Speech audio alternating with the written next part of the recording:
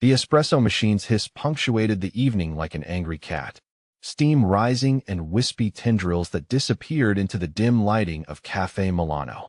I wiped my damp hands on the black apron tied too tightly around my waist. My fourth double shift this week, evident in the dark circles beneath my eyes that no amount of concealer could hide. My reflection in the polished chrome of the machine showed a woman I barely recognized anymore. Hollow-cheeked, exhausted, invisible to the world except when someone needed their cup refilled. "Order up, Izzy." Giuseppe, our perpetually irritated chef, slammed the bell with unnecessary force, making me flinch. I balanced the plates along my arms with practiced precision, the weight familiar after years of carrying other people's needs. The cafe smelled of garlic, butter, and the lingering cologne of businessmen who thought their tips were generous when they barely covered my bus fare home.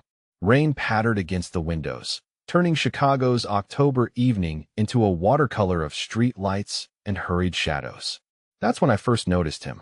He sat alone in the corner booth, the one reserved for special guests, though I hadn't seen Giuseppe escort anyone there. The stranger's presence seemed to bend the air around him, commanding attention while simultaneously deflecting it. His suit wasn't just expensive.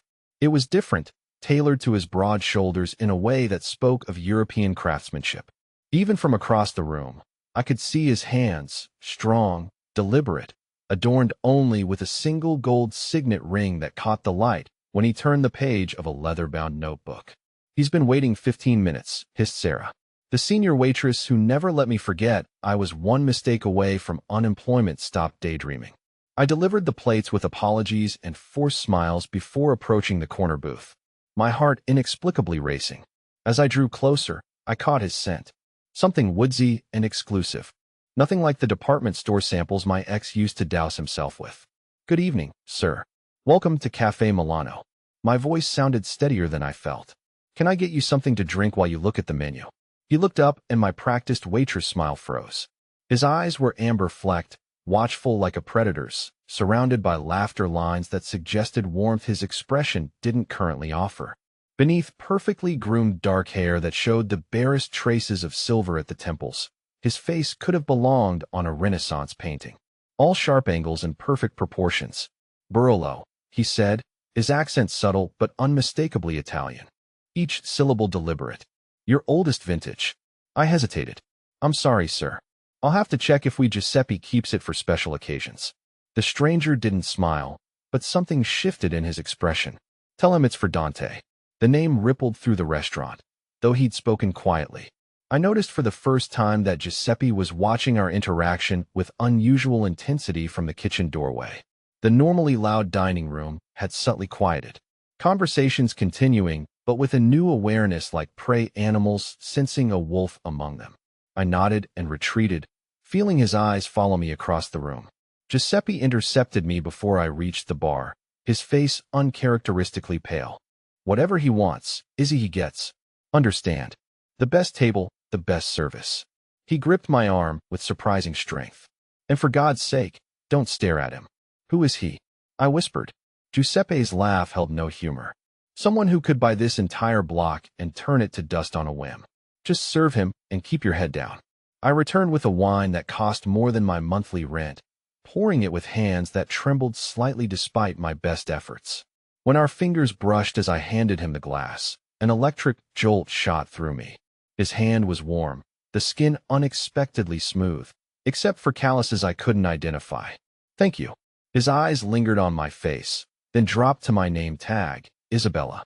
The way he pronounced my full name, not the shortened version everyone used, sent a shiver down my spine. No one had called me Isabella since my grandmother passed away. "Just Izzy is fine," I said immediately, regretting the correction when his eyebrow arched slightly. "I prefer Isabella." There was no room for negotiation in his tone. "It suits you better." The rest of my shift passed in a strange haze of awareness.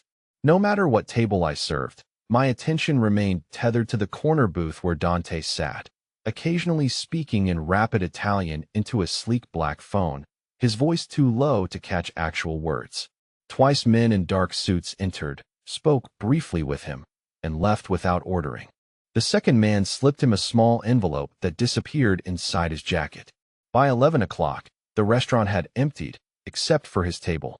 Giuseppe had already sent the kitchen staff home, but insisted I stay until our mysterious guest decided to leave. I wiped down tables and restocked silverware, hyper-aware of being watched, but not brave enough to meet his gaze directly. The bell over the door jangled harshly, breaking the silence. 3 men stumbled in, their loud voices and unsteady movements marking them as drunk before I even caught the sour smell of alcohol that accompanied them. "Kitchen's closed," I said automatically, moving toward them to block their path further into the restaurant. "We don't want food, sweetheart," the tallest one grinned, revealing a gold tooth. "Just a little conversation." I felt rather than saw Dante shift in his seat. "I'm sorry, sir, but we're closing. You'll need to leave." I kept my voice professional despite the sudden dryness in my mouth. The second man, wearing a leather jacket with 2 mini zippers, stepped closer. "Don't be like that. We just want to sit a while, right, boys?" Giuseppe emerged from the kitchen, wiping his hands nervously on a towel. "Gentlemen, please. We're closed." "Shut up, old man," snapped Zipper Jacket, his eyes never leaving my face. "We're talking to the pretty lady here." I took an instinctive step backward, bumping into a table. The water glasses I'd just filled wobbled dangerously. "Leave." The single word cut through the tension. Quiet, but carrying the force of a gunshot. Dante hadn't risen from his seat, hadn't raised his voice, but the command in that one word was unmistakable. For the first time, the drunk men seemed to notice him, their bloodshot eyes widening as they took in his presence. "Mind your own business, fancy suit," said Goldtooth, though with noticeably less confidence. In one fluid motion, Dante stood, revealing his full height and the athletic build his tailored jacket had partially concealed. I won't repeat myself. I should have been relieved to have a defender, but something in his posture, the controlled violence of a cobra preparing to strike, frightened me more than the drunks. This wasn't a man used to being disobeyed. What happened next occurred so quickly, I had trouble processing it. Goldtooth reached inside his jacket. A metallic glint caught the light. My body moved before my mind could catch up.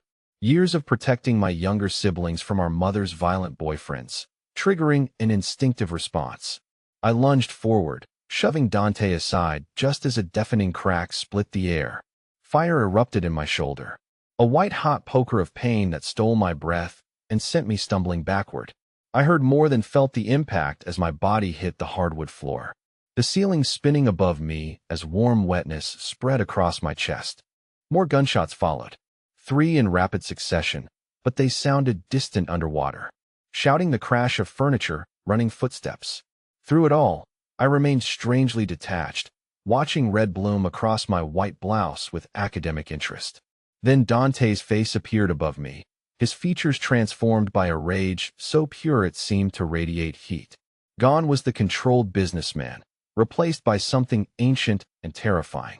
He barked orders in Italian, his hands now stained with my blood, cradling my face with incongruous gentleness. "Isabella," he said, my name a prayer and a curse simultaneously. "Why would you do that, stupid brave girl?" I tried to answer but could only cough, tasting copper. "Don't speak." His thumb brushed my cheekbone. "Help is coming. Stay with me." The last thing I registered before darkness claimed me was the press of his lips against my forehead and his whispered promise. "I will burn this city to the ground if you leave me now." I didn't understand why a stranger would care if I lived or died. I didn't understand the possessive fury in his voice.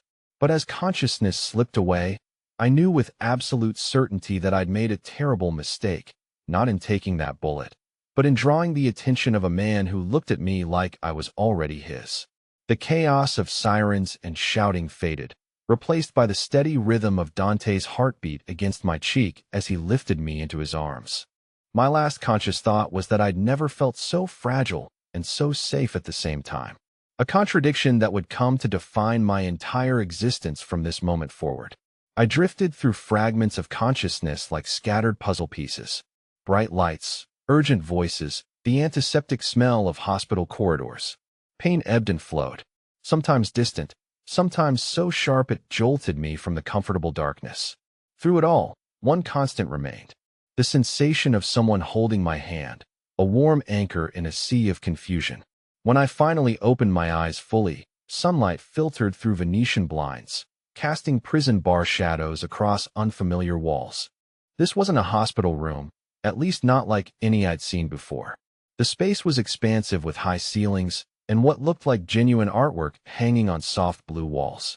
Fresh flowers perfumed the air, their vibrant colors almost offensive against the sterile whites and creams of medical equipment. "You're awake." The deep voice startled me. I turned my head, even that small movement sending ripples of pain across my shoulder, to find Dante sitting beside the bed. He'd exchanged his suit for dark jeans and a simple black button-down with rolled sleeves, revealing forearms corded with muscle and adorned with a single elegant watch. Despite the casual clothes, he radiated the same dangerous energy I remembered from the restaurant. "Where am I?" My voice emerged as a rasp, my throat desert dry. He reached for a glass of water on the bedside table, his movements precise and controlled as he held it to my lips. "My home. Private wing." I sipped gratefully, trying to process his words. "Private hospital wing in your house." A ghost of a smile touched his lips. "When you need medical attention as often as my associates do, it becomes a necessary investment." The water caught in my throat as memories flooded back. The gun, the searing pain, the sound of more shots after I fell. "The men who came in," I started, "are no longer a concern." His expression hardened, amber eyes turning to flint. "One is dead. The others will wish they were once they're found." The chill swept through me despite the plush blankets covering my body.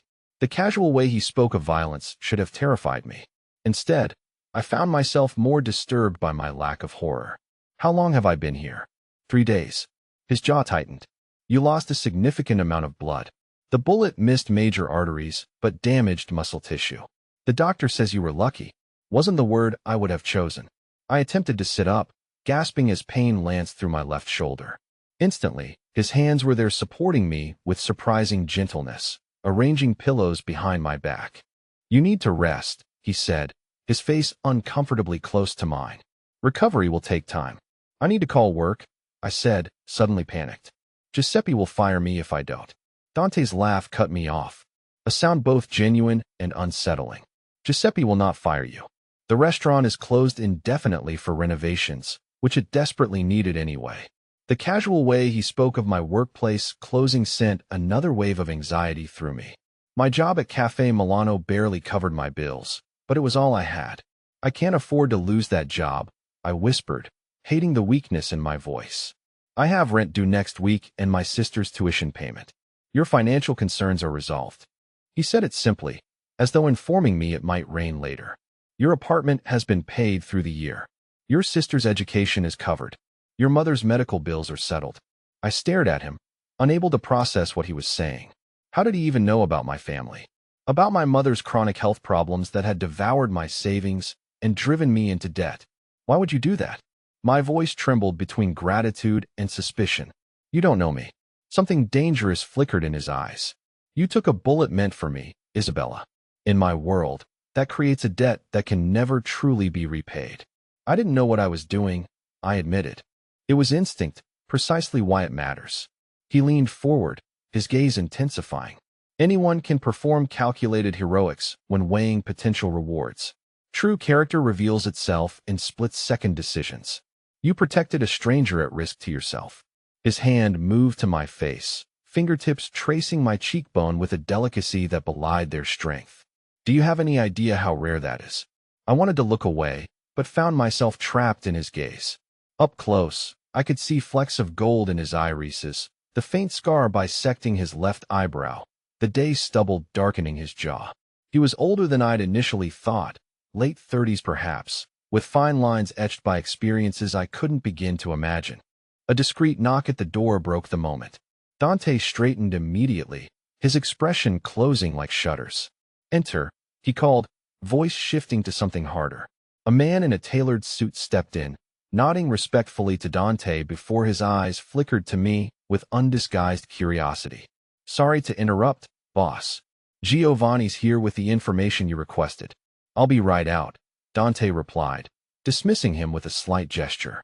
The man retreated, closing the door silently behind him.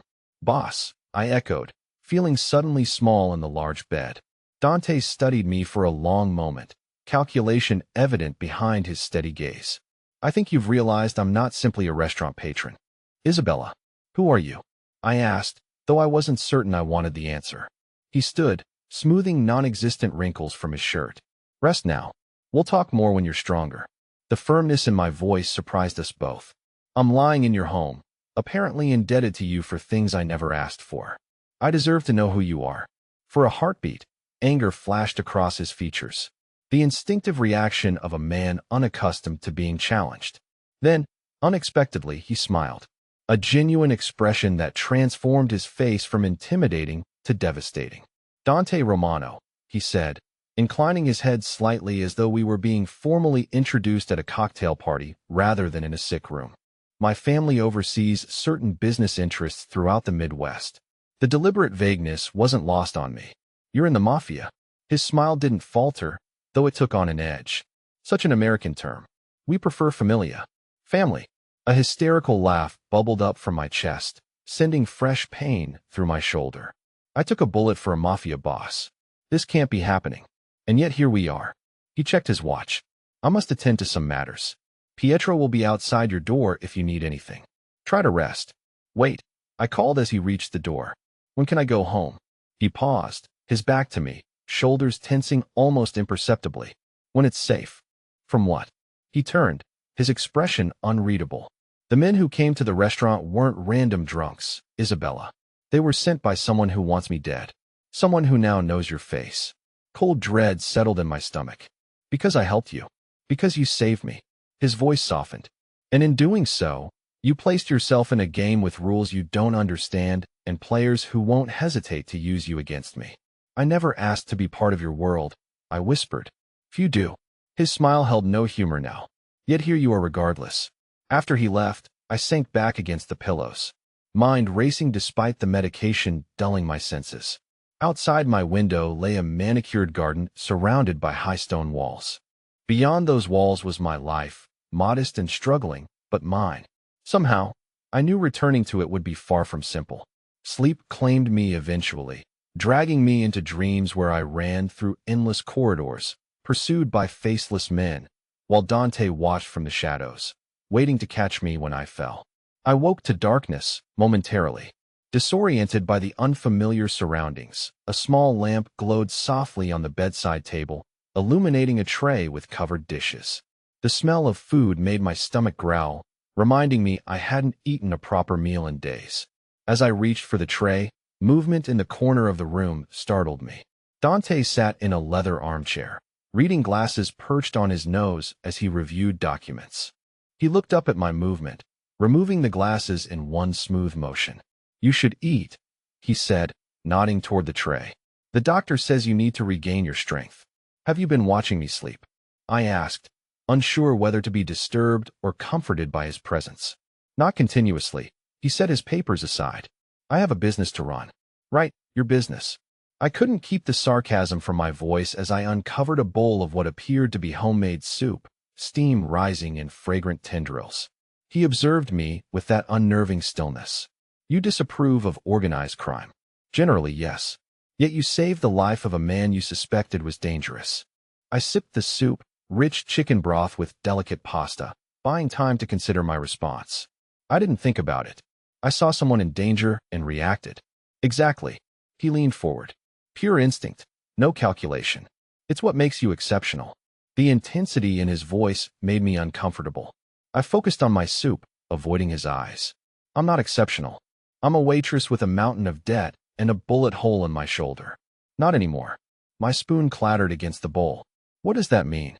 He stood, moving to the foot of my bed with that predatory grace that seemed to be his default. It means your life as you knew it is over, Isabella. Whether you intended it or not, you've been drawn into my world. I don't want to be in your world, I protested. Few choices remain once you've saved a man like me. His hands gripped the footboard, knuckles whitening slightly. There are protocols, expectations. You're now under my protection, which means you're also under my authority. I'm not yours to command, I said, heart racing at the implied threat beneath his words. Something darkened in his expression. Everything in my territory is mine to command. I'm not a thing, I whispered, fear and indignation battling within me. He moved suddenly, circling the bed until he loomed over me, close enough that I could feel the heat radiating from his body. No, you're not a thing. You're infinitely more valuable and more dangerous. Without warning, he sat on the edge of the bed, the mattress dipping under his weight. His hand captured my chin, tilting my face up to meet his gaze. Do you know what happens to people who save the lives of men in my position, Isabella? I shook my head slightly, constrained by his grip. They become liabilities, potential weaknesses that enemies can exploit. His thumb traced my lower lip. The touch so light it might have been imaginary. The smart move would be to eliminate that liability. Fear constricted my throat. Are you going to kill me? The question hung between us, heavy with possibility.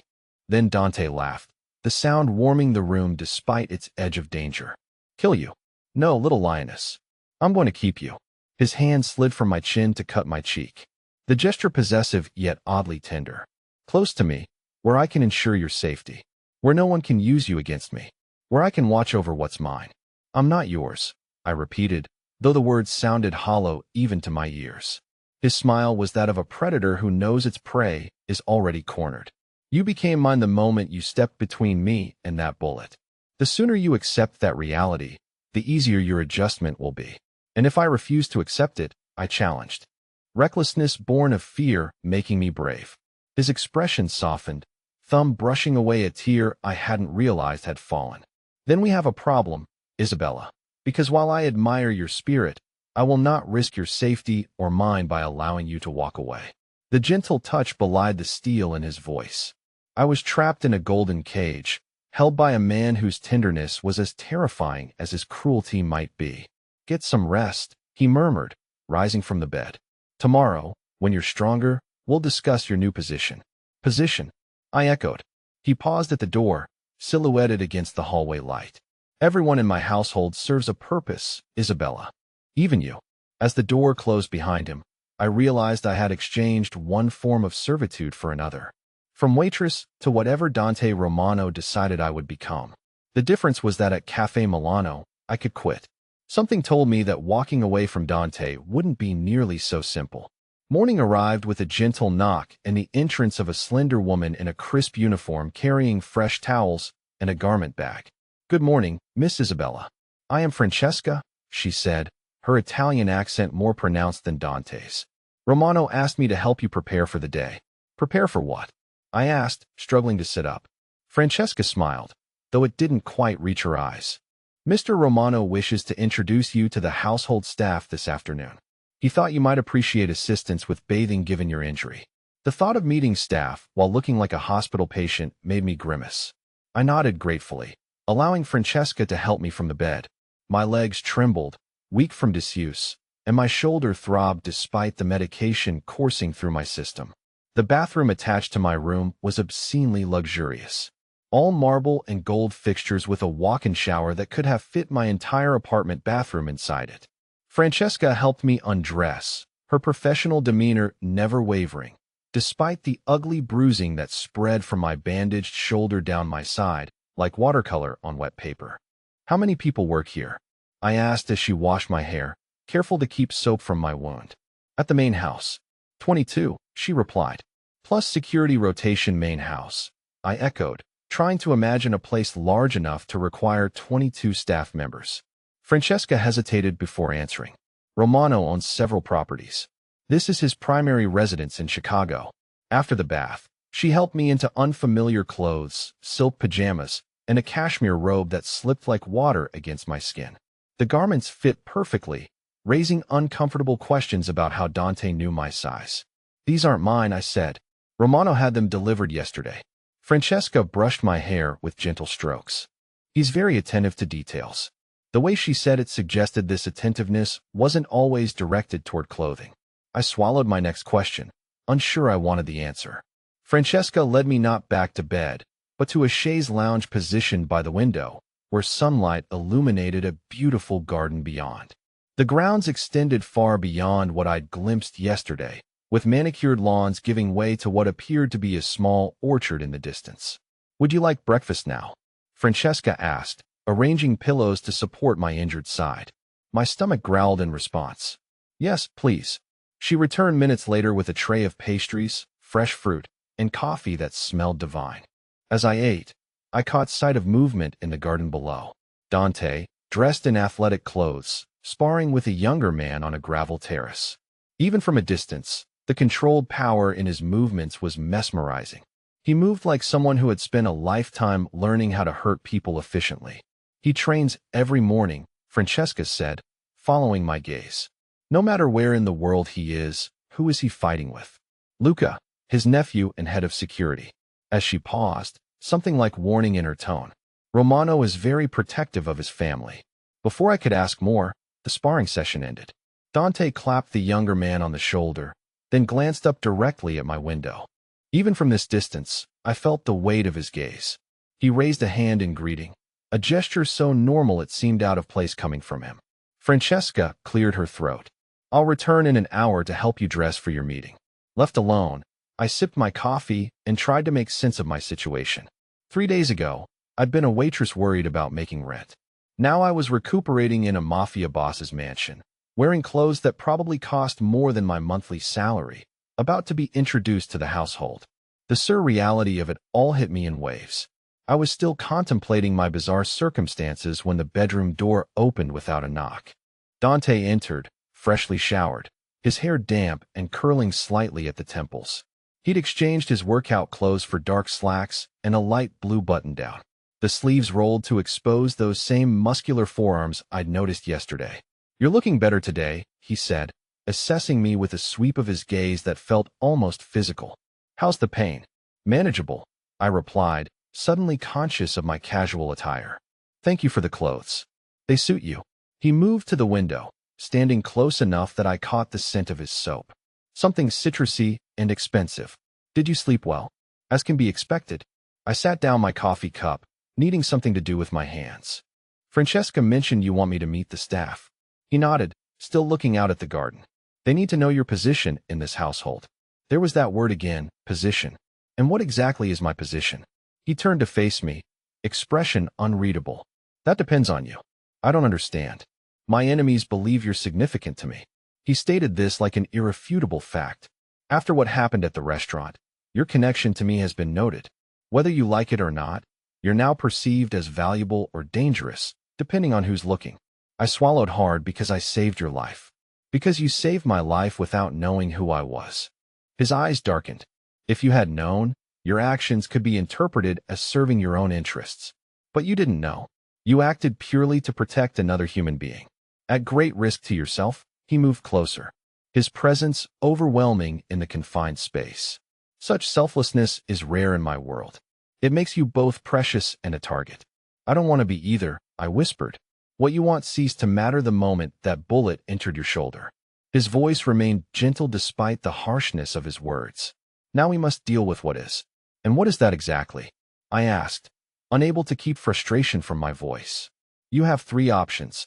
He counted them off on his fingers. 1. You join my household in an official capacity. Perhaps as my personal assistant, you would have protection, comfort, and my resources at your disposal. What would I have to do as your assistant? I couldn't keep suspicion from my tone. Nothing inappropriate, Isabella. I don't force women into my bed. Heat flooded my cheeks. I didn't mean you did.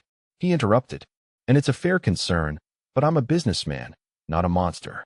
My assistant manages my schedule, handles correspondence, accompanies me to certain functions.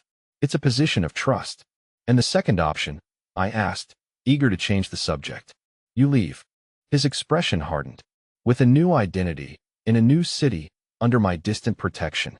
You'd never return to Chicago or contact your family again. My heart stuttered. That's not an option. My sister needs me.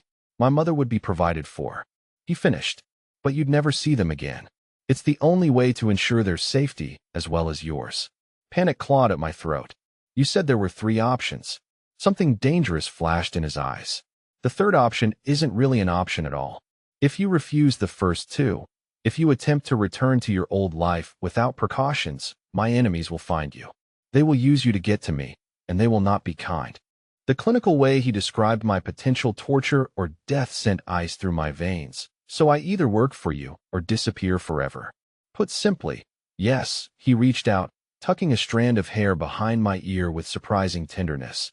Though I hope you'll see it as more than mere employment. I protect what's mine, Isabella.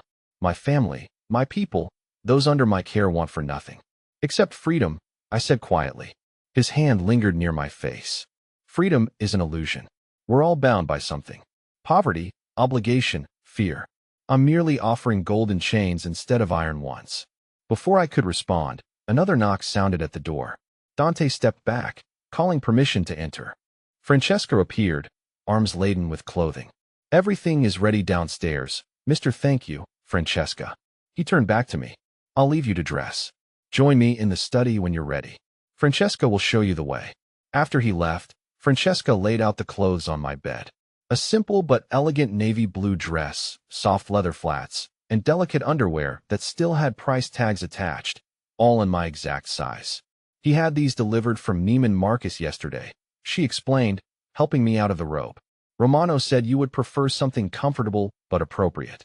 The fact that he'd thought about what I might prefer was oddly touching despite the circumstances. Francesca helped me dress, careful of my injured shoulder, then guided me through a maze of hallways that confirmed the enormous scale of the house. We passed artwork that belonged in museums, antique furniture that whispered of old money, and security cameras disguised as architectural elements. The two guards we encountered nodded respectfully as we passed, their eyes cataloging me with professional assessment. Francesca stopped before a heavy wooden door, knocked once, then opened it without waiting for a response. Miss Isabella, sir. The study was a testament to masculine luxury, leather furniture, dark wood paneling, and walls lined with books that appeared well-read rather than decorative. Dante stood at a large desk, conversing quietly with three men who turned to stare as I entered. Thank you, Francesca, Dante said, dismissing her with a nod before approaching me. Isabella, I'd like you to meet some of my associates. The introductions passed in a blur. Luca, the nephew I'd seen sparring earlier, Vincenzo, an older man whose silver hair and expensive suit exuded authority, and Michael, whose American accent stood out among the Italian voices. All three men examined me with barely concealed curiosity. Gentlemen, Dante said once the formalities concluded, Isabella will be joining my household as my personal assistant. She is to be afforded every courtesy and protection. Is that understood? The men murmured agreement, though I caught the significant look that passed between Vincenzo and Michael. Sir, Vincenzo ventured, perhaps we should discuss the Torino matter before later. Dante cut him off, his tone brooking no argument. For now, I'd like a moment alone with Isabella. The men filed out, Luca pausing to squeeze Dante's shoulder in what seemed a gesture of support or warning. When the door closed behind them, Dante gestured toward a leather sofa. Please sit. You shouldn't be on your feet too long. I sank into the soft leather, overwhelmed by the morning's events. I don't recall agreeing to be your assistant. He poured 2 glasses of water from a crystal decanter, handing me one before sitting opposite me. Would you prefer I introduced you as my hostage?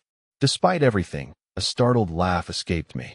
Is that humor, Mr. Dante? He corrected, a smile softening his features. And yes, contrary to popular belief, men in my position occasionally appreciate irony. I sipped my water, buying time. You announced my position without consulting me. A necessary formality. He leaned forward, elbows on knees. My organization operates on clear hierarchies. Ambiguity creates vulnerability. By establishing your role, I've placed you under my direct protection, which means anyone who harms you answers to me personally. The implication hung between us, and if I still want to leave, then say so, and arrangements will be made. His expression remained neutral, but something in his eyes tightened, though I hope you'll give this arrangement a chance. I asked, genuinely curious. You could have any assistant you wanted. Why keep a waitress with no qualifications who knows nothing about your world? He studied me for a long moment, as though deciding how much to reveal. Several reasons. First, practicality. You've already seen too much. Second, appearances. My reputation would suffer if I failed to reward someone who saved my life. And third, he paused, something shifting in his expression. You intrigue me, Isabella. Your selflessness, your courage, these are rare qualities. His candor surprised me. That's it. I'm an interesting specimen to study. He set down his glass with deliberate care. You're also a beautiful woman who looked at me without fear or calculation, at least initially. Do you know how rarely that happens in my position? Heat crept up my neck at his directness. I'm afraid of you now. Are you? He raised an eyebrow. Or are you afraid of your circumstances? The distinction felt important somehow. Before I could formulate a response, a discreet knock interrupted us. Come, Dante called. Luca entered, his expression grim. Sorry to interrupt, uncle. There's a situation that requires immediate attention. Dante stood immediately. What kind of situation? Torino's men were spotted near Isabella's apartment building. They've been asking questions about her. Luca's eyes flicked to me briefly. They know she survived. The temperature in the room seemed to drop several degrees. Dante's posture shifted subtly. The businessman replaced by something more dangerous. How many? For that we identified. Probably more watching. Put Roberto's team on surveillance. I want to know everyone who goes in or out of that building. Dante's voice remained calm, but his hands had clenched into fists. And double security here. No one enters the grounds without my explicit approval. Luca nodded, retreating from the study without another word. Dante remained motionless for several seconds, staring at the closed door with an expression that sent chills down my spine. Who's Torino? I asked, breaking the heavy silence. He turned slowly, his face a careful mask once more. Someone who wants what I have, and that includes me now. The thought made my stomach turn. That includes you. He crossed to a cabinet, withdrawing a leather folder. Which brings us back to your decision. I need your answer, Isabella. Now, the choice wasn't really a choice at all. But I couldn't bring myself to say the words he wanted to hear. I need to talk to my sister first to explain why I've disappeared. Something softened in his expression. Of course, family is important. Can I see her? I asked, hope flaring briefly. Not yet. He held up a hand to forestall my protest. It's too dangerous while Torino's men are watching. But you can call her from a secure line with certain precautions. It was less than I wanted, but more than I expected. He nodded, opening the folder to reveal what appeared to be a contract. Then you agreed to stay, at least temporarily. The document before me was written in legal language too complex to quickly understand, but the title was clear. Private Employment Agreement. What exactly does this commit me to? I asked, scanning the dense paragraphs. Standard terms of employment, confidentiality, loyalty, duties as my assistant. He pointed to several highlighted sections. Generous compensation, healthcare, security provisions, nothing inappropriate or illegal required of you. And if I want to leave eventually, there's a termination clause. His finger traced down to the final page. 3 months notice, relocation assistance, lifetime security consultation, all quite civilized. I looked up from the contract to find him watching me intently, his eyes revealing nothing of his thoughts. Why are you being so reasonable about this? You could just force me to stay. I could, he acknowledged. But willing loyalty is far more valuable than coerced submission. I want you to choose this, Isabella. The pen he offered felt heavier than it should. My hand trembled slightly as I reached for it, my mind racing through limited options. Stay and become entangled in a world of violence and power, or flee and abandon everything and everyone I loved. If I sign this, I said slowly, I want regular contact with my family and protection for them, too. He didn't hesitate. Anything else? I took a deep breath. I want your word that you won't ask me to do anything that violates my conscience. Something like respect flickered in his eyes. You have it. I never intended to corrupt you, Isabella. Your moral compass is precisely what makes you valuable. With a sense of sealing my fate, I signed the contract. Dante took the pen from my fingers, his hand lingering against mine for a moment too long to be accidental. Welcome to the family, Isabella. The way he said it sounded more like a claim than a greeting. As he signed beside my name, I couldn't shake the feeling that I'd just traded one prison for another. Only this one had gilded bars and a jailer whose intentions remained dangerously unclear. 2 weeks passed in a strange limbo of recovery and adjustment. My shoulder healed gradually, pain fading to a dull ache that flared only with sudden movements. Francesca helped me exercise the damaged muscles each morning, following the regimen prescribed by Dante's private doctor, who visited every 3rd day. My new role as personal assistant remained largely theoretical while I recovered. Though Dante began including me in certain aspects of his legitimate business, I learned that beneath the criminal enterprise lay a vast network of legal companies, real estate holdings, import-export businesses, technology investments, and hospitality ventures that span several continents. Most of what I do is perfectly legal, he explained one afternoon as we reviewed property acquisitions in his study. The other activities simply expedite processes that bureaucracy tends to complicate. I had carefully avoided asking direct questions about those other activities, maintaining a deliberate ignorance that Dante seemed to respect. He never discussed violence in my presence, though I occasionally caught fragments of conversations that fell silent when I entered rooms. My promised phone call to my sister happened my third day in the mansion under Dante's watchful eye. I fabricated a story about a job opportunity with a private client, technically true, if misleading, and promised to visit soon.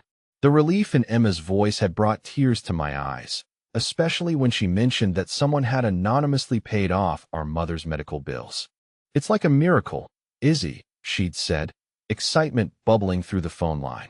"Mom can finally get that surgery she's been putting off. The hospital said everything's covered. Past and future treatments." I'd glanced at Dante, who pretended absorption in his laptop screen while obviously listening to every word. The knowledge that he could grant such life-changing assistance with a single command was both comforting and terrifying. That evening marked my first dinner with Dante outside my room. He'd insisted I join him in the formal dining room, though he dismissed the staff after they served our meal. "You've been cooped up too long," he said, pouring wine into crystal glasses that caught the candlelight.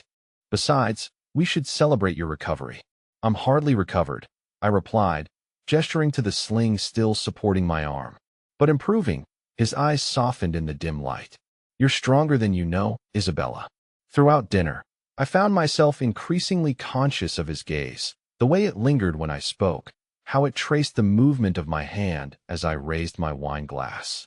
I'd noticed his attractiveness from the first moment in the restaurant, but proximity had only intensified its effect. The dangerous edge that surrounded him like an aura should have repelled me. Instead, I found myself drawn to the contradictions he embodied. Ruthless in business, yet surprisingly gentle with me, commanding with his subordinates, yet attentive to my comfort. "Tell me about your family," he said, as we finished our meal, settling back with a glass of amber liquor. "You rarely speak of them." The request seemed innocuous, but instinct told me to be cautious. "There's not much to tell. My sister is 19, studying nursing. My mother has lupus, which has gotten worse over the years. My father left when I was 12, and you became the provider." It wasn't a question. I nodded, uncomfortable with his perception. "Someone had to pay the bills. You sacrificed your own opportunities." Again, not a question. I did what was necessary. I studied his expression, trying to understand his interest. "Why do you want to know this?" He swirled his drink thoughtfully. "I'm trying to understand you. The woman who would step in front of a bullet for a stranger. I told you it was instinct. Born from years of protecting others." He leaned forward, eyes intent. "You've spent your life shielding people, haven't you? Your mother from financial ruin, your sister from missed opportunities, even your customers at the restaurant. I watched you for weeks before that night. The way you diffused situations, managed difficult patrons, protected the younger staff.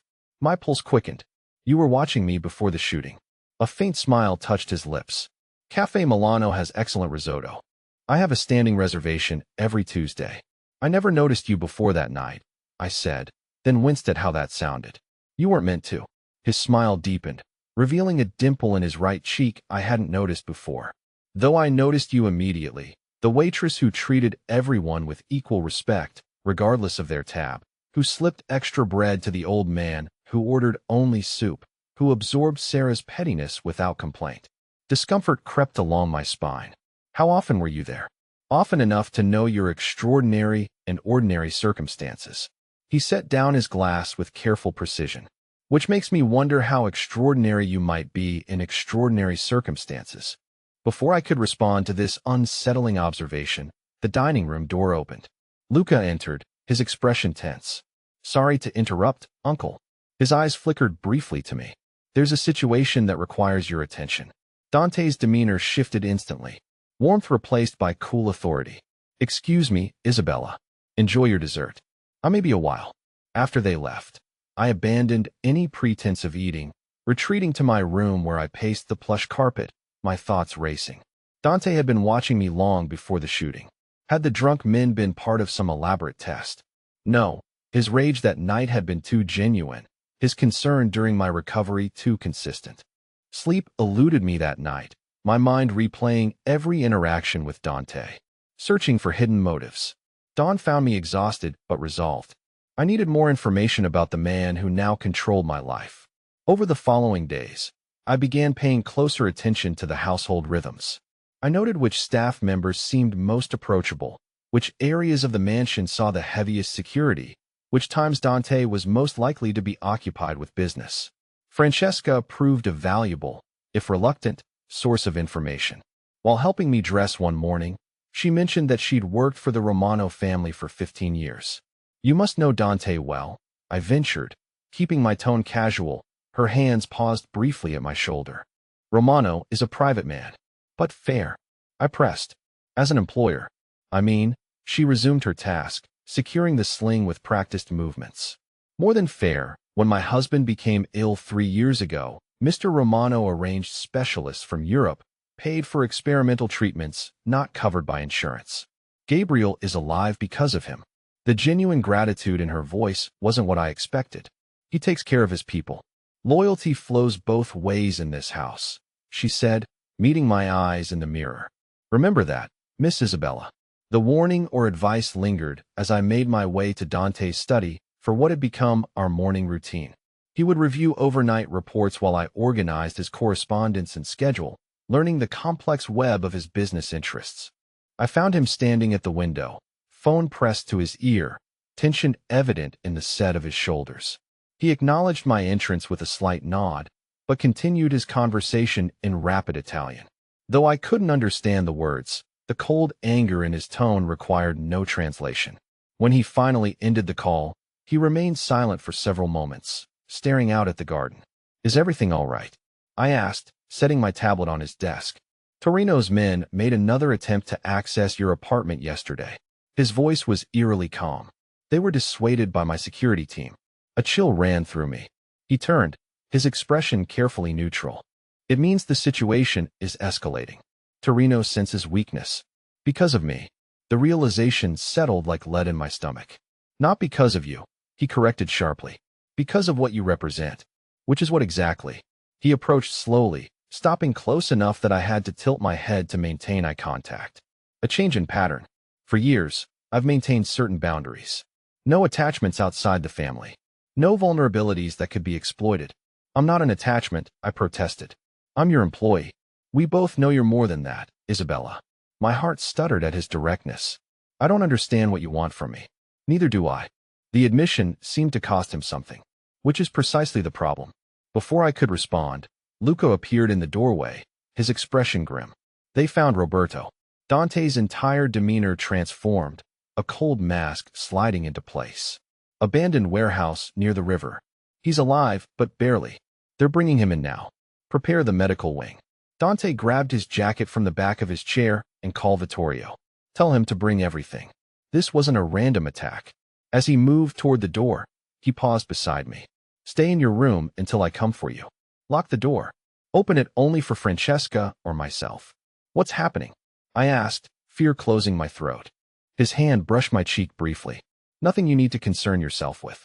Just stay safe. After he left, I returned to my room as instructed, but anxiety made confinement unbearable. Hours passed with no word. Twice I heard hurried footsteps in the corridor, urgent voices speaking in Italian. When Francesca brought lunch, her usual warmth was replaced with distracted efficiency. Is Roberto all right? I asked as she turned to leave. She paused, conflict evident in her expression. The doctors are with him. Why would someone hurt him? Francesca glanced at the door, then lowered her voice. He was watching your apartment building. One of Mr. Romano's most trusted security men. The implication hit like a physical blow. Someone hurt him because of me. Not because of you. She echoed Dante's earlier words. Because of his loyalty to Mr. after she left, guilt and fear warred within me. A man was fighting for his life because he'd been protecting me, or rather protecting Dante's interest in me. The artificial bubble I'd been living in for 2 weeks suddenly felt dangerously thin. Night fell with still no word from Dante. I dozed fitfully in a chair by the window, startling awake at every distant sound. Near midnight, My door opened without a knock. Dante stood in the threshold, his appearance shocking after the polished businessman I'd grown accustomed to. His shirt was wrinkled, sleeves rolled to reveal forearms smudged with what looked disturbingly like dried blood. His jaw darkened with stubble, and his eyes held a coldness that made me shrink back involuntarily. "You should be sleeping," he said, his voice rough with exhaustion. "Is Roberto alive?" I asked, rising from the chair. Something shifted in his expression. "Yes, he'll recover eventually." Relief flooded me, followed immediately by fresh fear at the implications of eventually. What happened to him? Dante closed the door, moving to pour himself a drink from the crystal decanter kept on my sideboard. "Nothing you need to know about." "I think I do need to know," I insisted. Courage born of fatigue and frustration. "If people are being tortured because of me, he interrupted sharply. "Make no mistake, Isabella. Roberto was targeted because he works for me. You are simply the excuse Torino needed to escalate a conflict that's been brewing for years." "Then let me go?" The words escaped before I could consider their wisdom. "If I'm making things worse," in 2 quick strides, he closed the distance between us, his hands grasping my upper arms with carefully restrained strength. "Let you go now when Torino has proven he'll target anyone connected to me." His laugh held no humor. "He would have you within hours, and he would use you in ways that would make Roberto's injuries look merciful." Fear closed my throat, not of Dante, but of the faceless Torino and what he represented. "What does he want?" Dante's grip gentled, one hand moving to brush hair from my face with incongruous tenderness. "What all men like him want: power, territory, respect." His thumb traced my cheekbone. "Me broken or dead." The intimacy of the gesture contrasted sharply with his words, leaving me disoriented. "And what do you want?" Something shifted in his gaze, hardness giving way to an emotion I couldn't identify. "Right now, to keep you safe. To end Torino before he hurts anyone else under my protection." His hand slid to cut my neck, warm and possessive, and to understand why. After years of perfect control, I find myself making decisions based on a waitress who looked at me without fear. The raw honesty in his voice stripped away my defenses. "I'm afraid now." His eyes searched mine. "You're cautious, concerned, but not afraid." "Not of me. That's the problem, Isabella. You should be." Morning light filtered through the curtains when I woke, momentarily disoriented. Memories of the previous night's conversation with Dante flooded back. His blood-stained appearance, the intensity in his eyes when he'd told me I should fear him. Yet, he'd left shortly after, instructing me to rest, his touch lingering on my face like a promise or a warning. The mansion hummed with unusual activity when I ventured out. Security personnel I hadn't seen before patrolled the hallways, speaking in hushed tones into discreet earpieces. In the kitchen, staff worked with nervous efficiency, barely acknowledging my presence as I helped myself to coffee. "Romano requests your presence in his office," said a voice behind me, startling me into nearly spilling my drink. I turned to find Luca watching me with that same assessing gaze he always used somewhere between suspicion and curiosity. Unlike his uncle, Luca made no effort to disguise his dangerous nature. The gun holstered beneath his tailored jacket was clearly visible as he gestured for me to follow him. "Is everything all right?" I asked as we walked the long corridor toward Dante's wing of the house. Luca's sideways glance revealed nothing. "My uncle will explain." Dante's office differed from his study. Less comfortable, more functional. Maps covered one wall, computer screens another. When we entered, he was standing at a large table with several men I recognized from previous introductions, all bent over what appeared to be blueprints. He looked up, and I was struck by the transformation from last night. Gone was the disheveled, blood-stained man with haunted eyes. This Dante wore an impeccably tailored suit, his hair perfectly styled, his expression controlled and commanding. Only the faint shadows beneath his eyes hinted at a sleepless night. "Isabella," he acknowledged, straightening. "Thank you for coming." The other men stepped back, exchanging glances I couldn't interpret. One by one, they filed out at Dante's slight nod until only Luca remained. "What's happening?" I asked, unable to contain my unease any longer. Dante's expression softened fractionally. "Circumstances have changed. We need to move you to a more secure location temporarily." "Move me." Panic fluttered in my chest. "Where for how long?" My estate in Lake Como. He replied, his tone suggesting this should reassure me. It's remote, heavily secured, and unknown to most outside my immediate circle. Italy, I whispered, the reality of my situation crashing down like a physical weight. I can't go to Italy. My family will be protected, he cut in smoothly. I've already arranged for your mother and sister to be relocated to a private medical facility in Arizona. They believe it's part of an expanded healthcare program through your mother's insurance. The casual way he spoke of manipulating my family's lives sent anger surging through me. You had no right to make these decisions without consulting me. I had every right, he countered, voice hardening. Your contract gives me full authority over security measures affecting you and your family. And after what happened to Roberto, timing became critical. Luca shifted uncomfortably, drawing my attention. What aren't you telling me? Dante and his nephew exchanged a look laden with unspoken communication. After a moment, Dante nodded. Torino's men left a message with Roberto. Luca explained, his voice clinical. Photos of your sister on campus. Your mother outside her doctor's office. They know exactly who matters to you. The room tilted sickeningly. They're going to hurt my family to get to me. Dante corrected, moving around the table to stand before me. You are my perceived weakness. By threatening you and those you love, Torino believes he can control me. Can he? The question escaped before I could reconsider. Something dangerous flashed in Dante's eyes. He certainly thinks so. The implication hung between us. Heavy with meaning I wasn't sure I wanted to understand. Luca cleared his throat. The jet is ready whenever you are, uncle. Security is in position at both locations. Dante nodded. Give us a moment. After Luca left, silence stretched between us. I hugged my arms across my chest, suddenly cold despite the room's comfortable temperature. How long will we be gone? I finally asked, resignation coloring my voice. Until it's safe to return, he replied, which wasn't an answer at all. And when will that be? His expression hardened when Torino is no longer a threat. The clinical way he referenced eliminating another human being should have horrified me. Instead, I found myself wondering what it said about my own morality that I felt only relief at the implied violence. I need to pack, I said, avoiding the ethical quagmire our conversation threatened to become. Francesca has prepared everything you'll need. He stepped closer, his voice softening. I understand this is difficult, Isabella, but I promise you, your family will be safe. You will be safe. But you won't be, I said, the realization dawning as I studied his face. You're sending me away while you deal with Torino. I'm sending you away because your presence clouds my judgment, and I need perfect clarity for what comes next.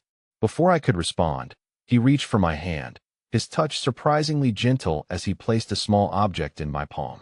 I looked down to find a delicate gold ring with a small ruby set in an antique filigree setting. What is this? I asked, confused by the seemingly random gift. Protection, he replied.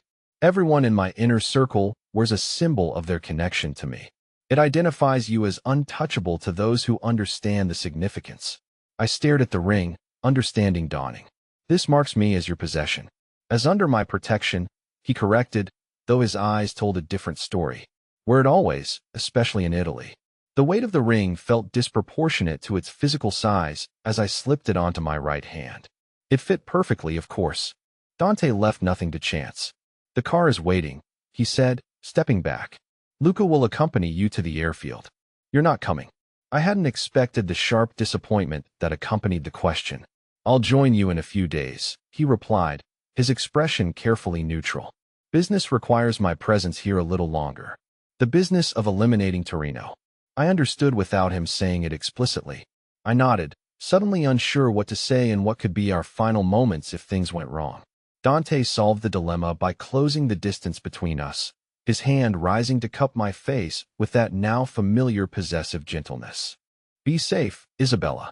Trust no one but Luca and the staff you recognize from here. Before I could respond, he leaned forward and pressed his lips to my forehead. A benediction and a claiming all at once. The gesture left me breathless, confused by the conflicting emotions it triggered.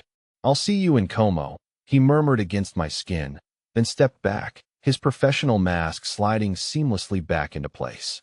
Luca appeared at the door as if summoned telepathically. And just like that, I was whisked away from Chicago, from my family, from everything familiar, into a world where I existed solely as an extension of Dante Romano's will. The journey passed in a blur of private terminals, luxury transportation, and deferential staff who never quite met my eyes. Luca remained a constant silent shadow, his vigilance never wavering, even on the private jet where we were alone, except for the crew. It was only as we approached the Italian estate, a spectacular villa perched above Lake Como's crystalline waters, that Luca finally spoke more than essential directions. "He's never brought anyone here," he said, watching my reaction as the car wound up the Cypress Line drive. "Not in the 5 years since he acquired it." I turned from the window to study his face. "Why are you telling me this?" Luca's expression remained carefully neutral. "Because you should understand the position you occupy in his life, for better or worse." "Which do you think it is?" I asked, genuinely curious about his assessment. A ghost of a smile touched his lips, so reminiscent of his uncle that it startled me. "That depends entirely on what happens next." The villa proved even more spectacular inside than out. A seamless blend of historic architecture and modern luxury. A small staff greeted us, all speaking English for my benefit, all wearing small indicators of their allegiance to Dante. Pins, rings, or pendants similar to but distinct from mine. Francesca appeared from within, her familiar face a welcome sight amidst so much strangeness. "Miss Isabella, welcome. I'll show you to your rooms." The suite prepared for me overlooked the lake with a private terrace and sumptuous furnishings that somehow perfectly matched my taste, despite never having discussed such preferences. My clothes, a mix of familiar items from my apartment and new pieces in the same style, had been unpacked and arranged in a walk-in closet larger than my entire bedroom in Chicago. "There's a phone on the nightstand," Francesca explained as she showed me around. "It connects only to the house and to Mr. Romano's secure line. For your safety, please don't try to use any other communication devices while you're here." The gentle reminder of my gilded cage didn't escape me. "How long has Dante owned this place?" 5 years, she replied, confirming Luca's earlier comment. "He comes here when he needs solitude. Very few people know of its existence. Yet he's sent me here," I mused, more to myself than to her. Francesca's expression softened with something like sympathy. "Mr. Romano protects what he values. Miss Isabella, sometimes at great personal cost." The days passed in strange isolation. The estate grounds were extensive but thoroughly secured, allowing me limited freedom to explore gardens and shoreline paths under the watchful eyes of security personnel who materialized whenever I ventured outdoors.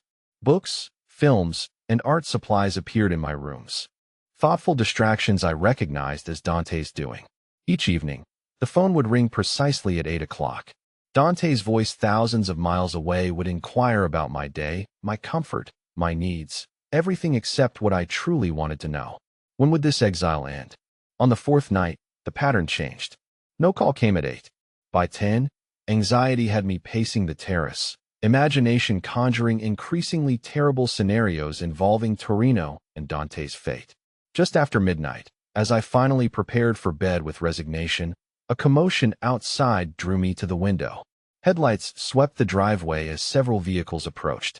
Security personnel materialized from the darkness.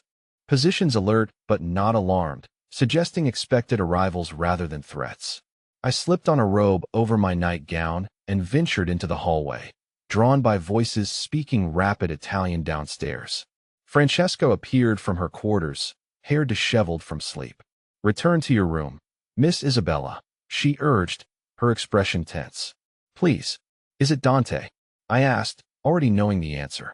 Before she could respond, the front door opened below, and I leaned over the balustrade to see Dante himself enter, flanked by Luca and 2 security men I recognized from Chicago. Even from above, I could see the weariness in his posture, the careful way he held himself suggesting injury or pain. He looked up as though sensing my presence, our eyes meeting across the distance.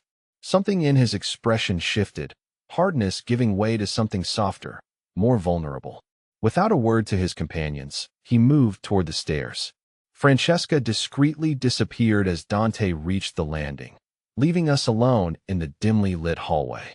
Up close, the evidence of what he'd been doing was unmistakable. A healing cut across his cheekbone, bruising at his temple, knuckles raw and scabbed. He'd changed from his usual impeccable suits to dark clothing that concealed whatever other injuries he might carry. "You should be sleeping," he said, echoing his words from nights ago in Chicago. "Is it over?" I asked, ignoring his gentle rebuke. Yes, that single syllable contained multitudes.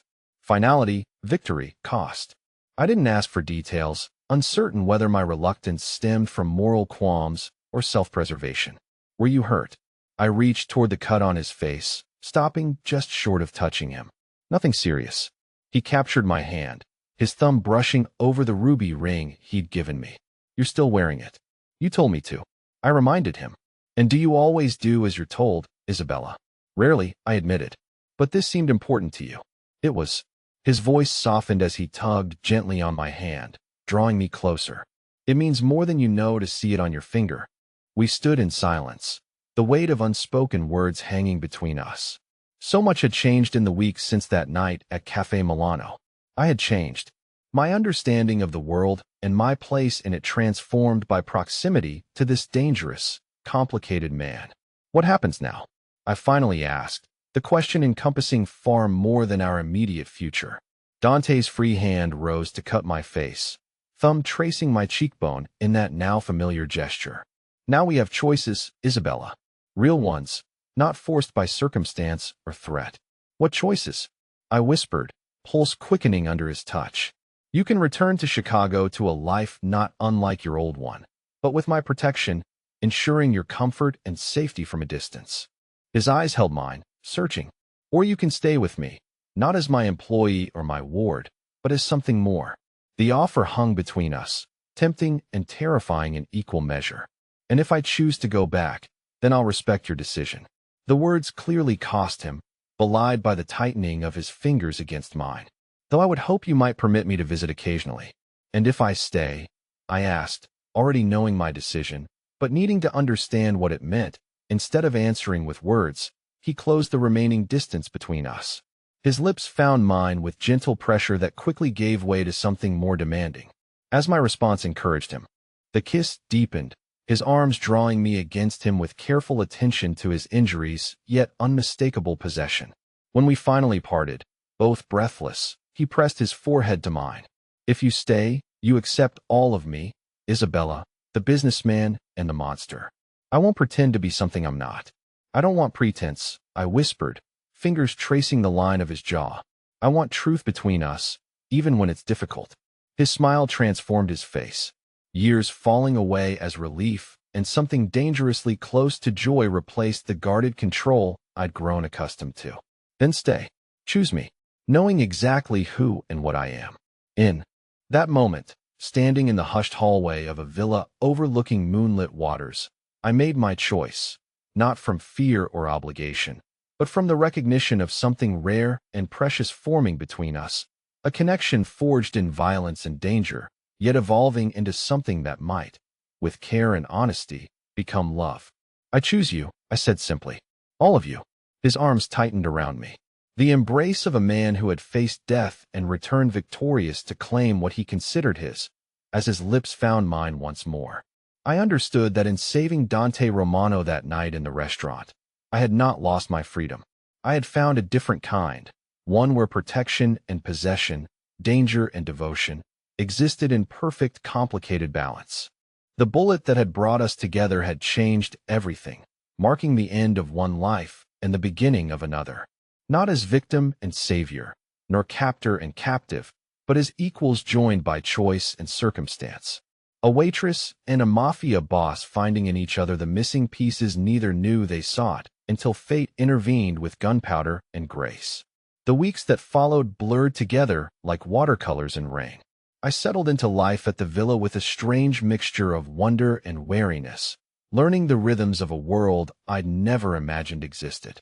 Mornings began with coffee on my private terrace, watching the sun paint Lake Como in shades of gold and amber.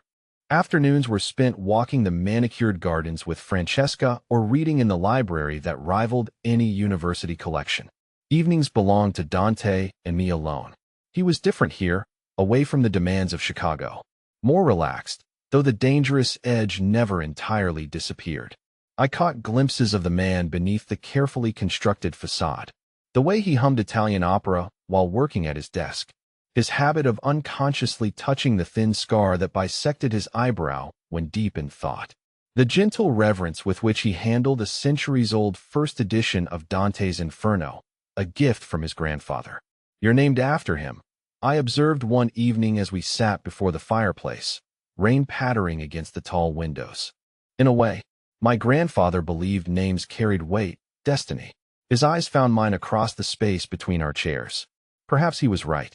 The implications of that statement settled between us like smoke. I was learning that Dante rarely spoke without purpose, that every revelation was carefully measured. As autumn deepened, the villa began receiving visitors. Not the dangerous men in expensive suits I'd grown accustomed to, but families. Women with kind eyes and children who called Dante Zio with genuine affection. His extended family, I realized, watching him toss a giggling 6-year-old nephew into the air with surprising tenderness. You look shocked, he murmured, settling beside me on the garden bench where I'd been observing the family gathering. I didn't expect. I gestured toward the children playing tag among the olive trees. What did you expect? Monsters. His tone was carefully neutral, but I caught the flash of something vulnerable in his expression. I considered the question seriously. Maybe. I don't know. It's hard to reconcile the man who terrifies his enemies with the one who just spent 20 minutes teaching Mario how to skip stones. We contain multitudes, Isabella. The dangerous and the tender often exist in the same heart. That evening, Dante's sister Julia pulled me aside as the family prepared to leave. She was elegant in that effortless Italian way, with warm brown eyes and silver threading through her dark hair. He's different with you, she said without preamble, watching Dante lift her youngest daughter into the car. Different how? Happier. More himself. Her gaze shifted to me, assessing but not unkind. For years after what happened to Elena, we worried he'd forgotten how to let people close. Elena. The name hit me like a physical blow. Who's Elena? Julia's face paled. You don't know. Oh, Isabella, I'm sorry. It's not my place to tell you. But the seed of knowledge had been planted. That night, as Dante worked late in his study, I found myself staring at a photograph on the mantel I'd somehow missed before. A beautiful woman with dark hair and laughing eyes, her arms wrapped around a younger version of Dante. They looked happy, complete. When he finally came to bed, I couldn't help myself. Who was Elena? The question stopped him cold. He'd been reaching for his watch on the nightstand, but his hands stilled, fingers tensing. Where did you hear that name? Your sister mentioned her. I didn't mean to pry, but I need to know. If there's someone else, my voice broke slightly. If I'm just a replacement. He turned to face me fully, his expression raw in a way I'd never seen before. Elena was my fiancée. She died 3 years ago.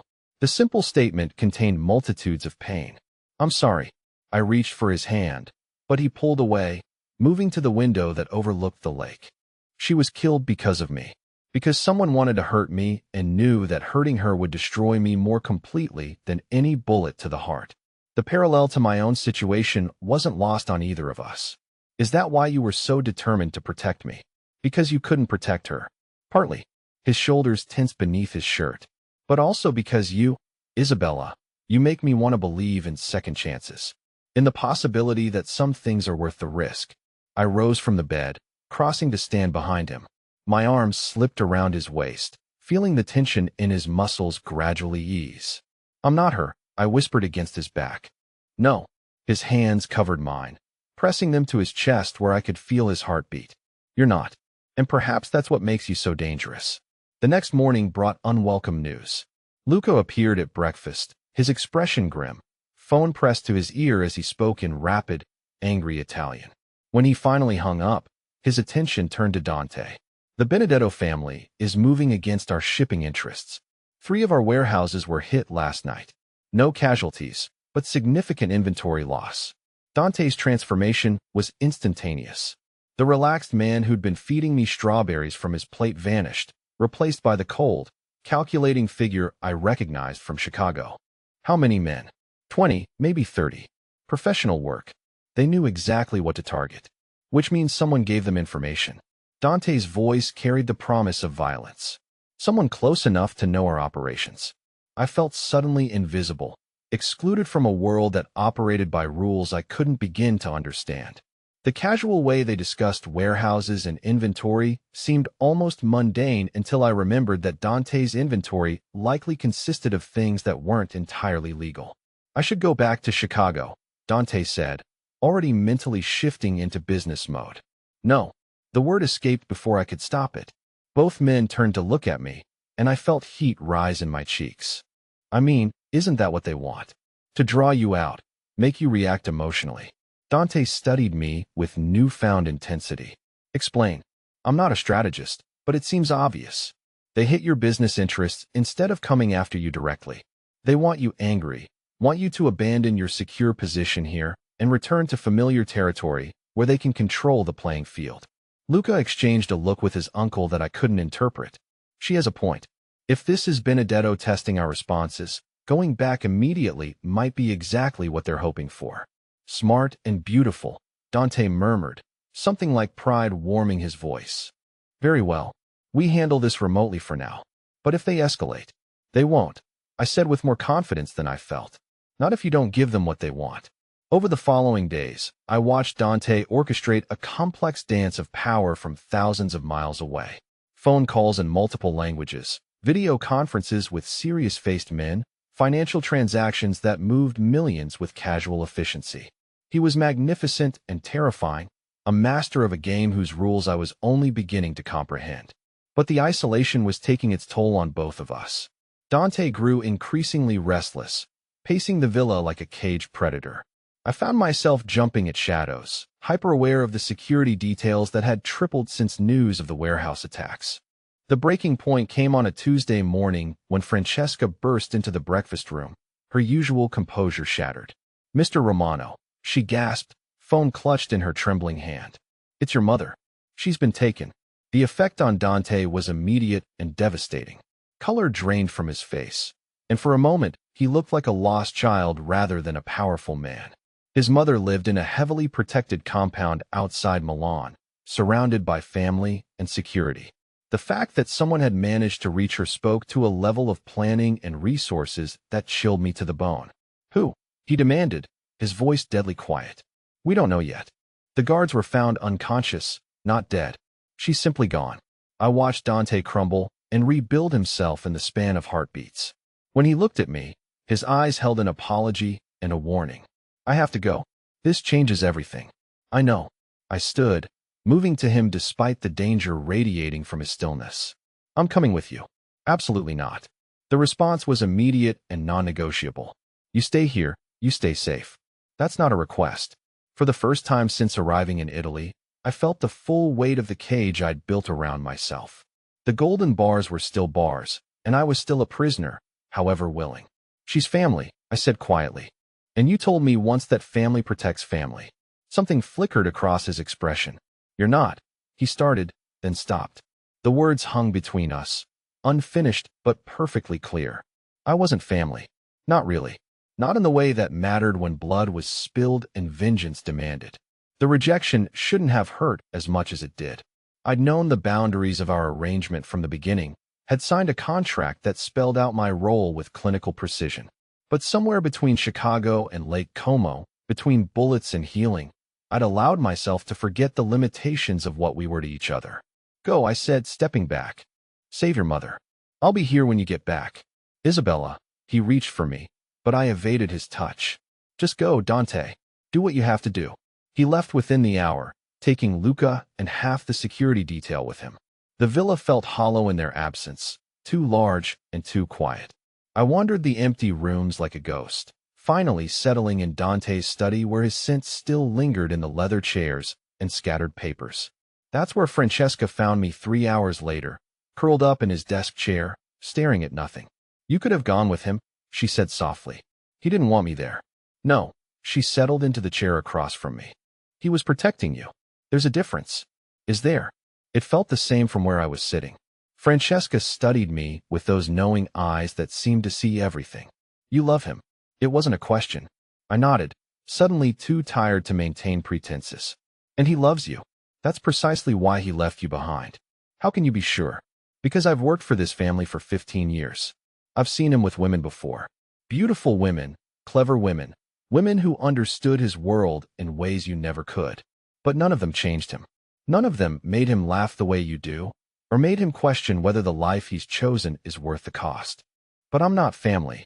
I repeated his unspoken words. You're something more dangerous than family, Isabella.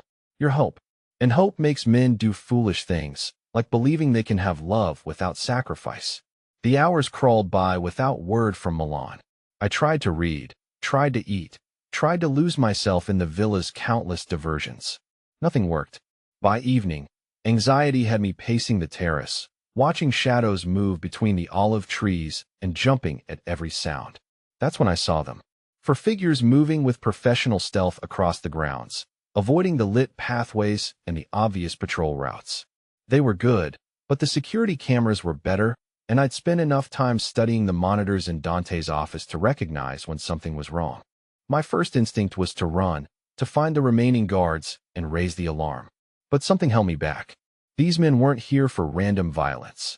They were here for me, the one piece of leverage that could be used against Dante when his mother was no longer sufficient. Instead of fleeing, I did something that would have horrified Dante. I made myself visible, stepping onto the terrace where the floodlights would illuminate me clearly. If they wanted me, better to meet them on terms I could control rather than be hunted through darkened hallways. The response was immediate. The lead figure gestured to his companions, and they abandoned stealth for speed, converging on the villa with military precision. I counted to 10, giving them time to commit to their approach, then pressed the panic button hidden beneath the terrace railing. Silent alarms would alert what remained of the security team, but more importantly, they would automatically contact Dante.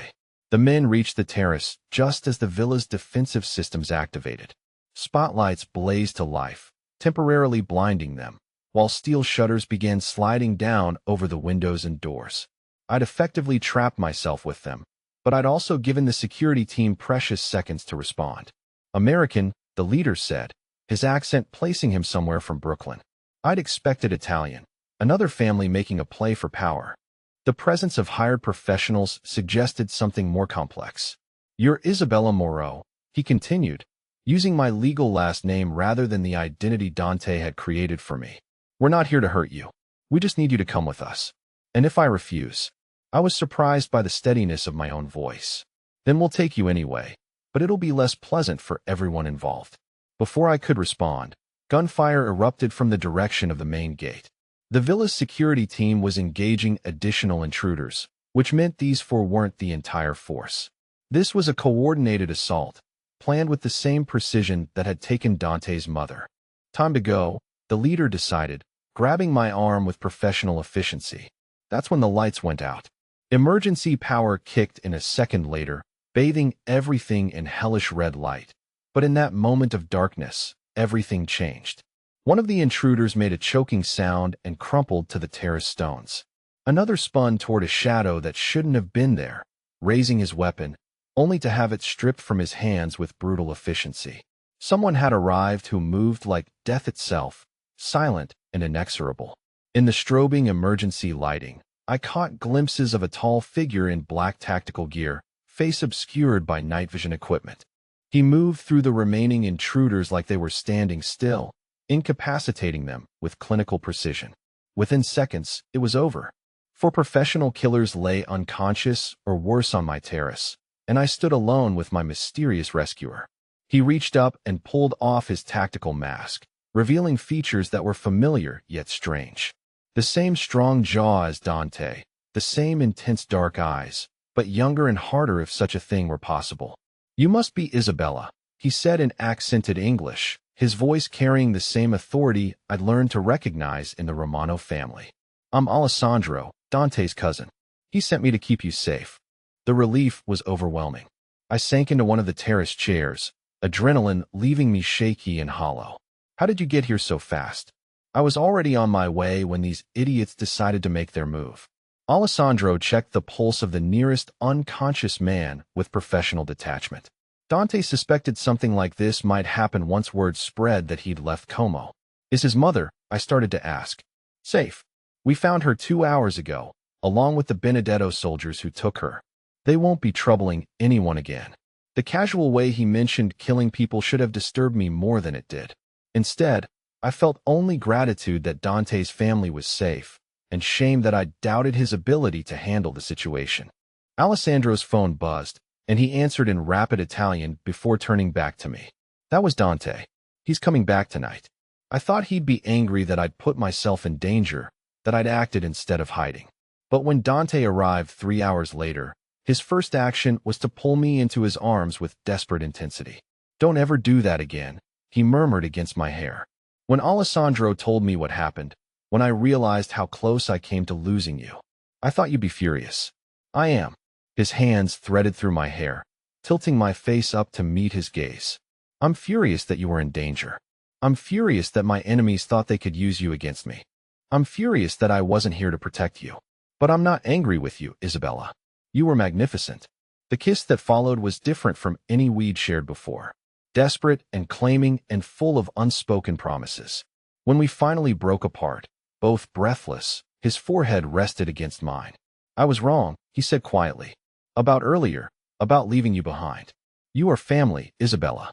You're my family, in every way that matters. The words settled into my chest like warmth, filling spaces I hadn't realized were empty. What happens now? I asked. Now we finish this. His expression hardened, but his touch remained gentle. The Benedetto family made a mistake when they involved you. They've forgotten that when you threaten what belongs to a Romano, you invite destruction. The next few days passed in a whirlwind of activity.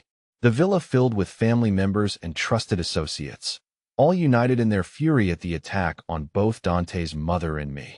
I watched these people who lived by codes I barely understood rally around each other with fierce loyalty, and slowly began to understand what I'd truly become a part of.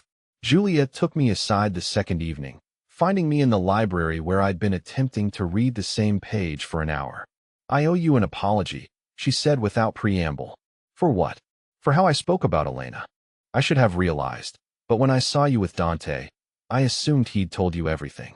I think he was protecting both of us, I said carefully, from comparisons that wouldn't be fair to anyone. Elena was my closest friend, Julia continued. I loved her like a sister. But she was afraid of our world, afraid of the darkness that comes with loving a man like Dante. She never fully accepted what he was. And you think I do? Julia smiled, the expression transforming her serious features. You stood on a terrace with armed men rather than hide. You used yourself as bait to protect this house and everyone in it.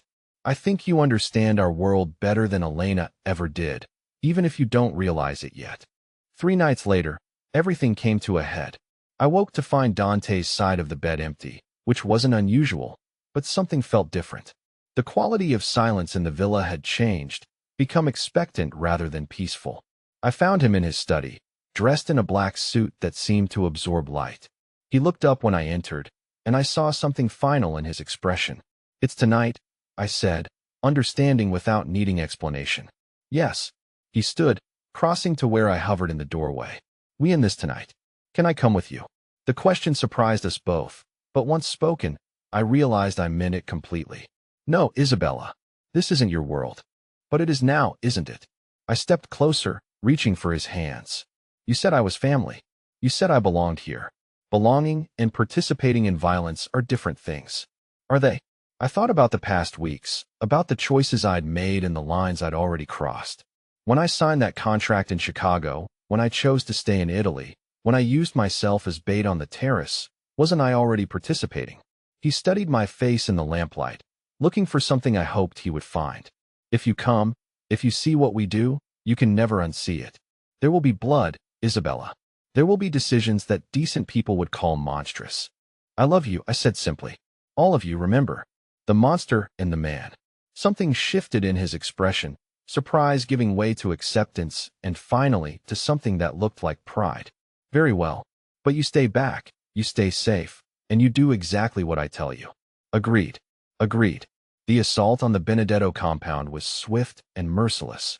I waited in an armored car half a mile away, watching through night vision scopes as Dante and his people moved through the darkness like avenging angels. When it was over, when the family that had dared threaten us lay broken and scattered, Dante returned to me with blood on his hands and murder in his eyes.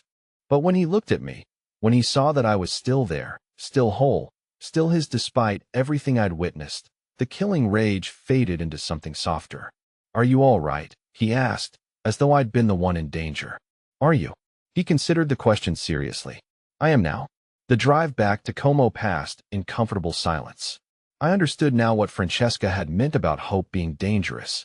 I'd hoped that love could exist alongside violence, that tenderness could coexist with brutality, that a waitress from Chicago could find her place in a world of shadows and secrets. Against all odds, I'd been right. 6 months later, we stood in the small chapel on the villa grounds, surrounded by family and friends who'd learned to accept that Dante Romano had found his other half in the most unlikely of places. The ceremony was simple, conducted in both English and Italian, binding us not just in law but in the codes that governed his world. When the priest pronounced us husband and wife, when Dante lifted my veil and kissed me with reverent tenderness, I knew that every choice had led to this moment. Every bullet, every threat, every moment of fear had been the price of finding something extraordinary. As we walked back toward the villa through gardens glowing with thousands of lights, Dante leaned close to whisper in my ear, "No regrets, Mrs. Romano." "None at all," I whispered back, meaning it completely. Behind us, Lake Como sparkled in the moonlight, and ahead lay a future full of dangerous possibilities and certain love. I'd traded one life for another, exchanging the safety of the known for the thrilling uncertainty of belonging to a man who loved me enough to let me see his darkness and trust me with his light. The waitress was gone. In her place stood a woman who'd learned that sometimes the greatest act of courage is not running from the darkness, but choosing to stand in it beside someone worth saving, someone worth following into whatever shadows the future might hold.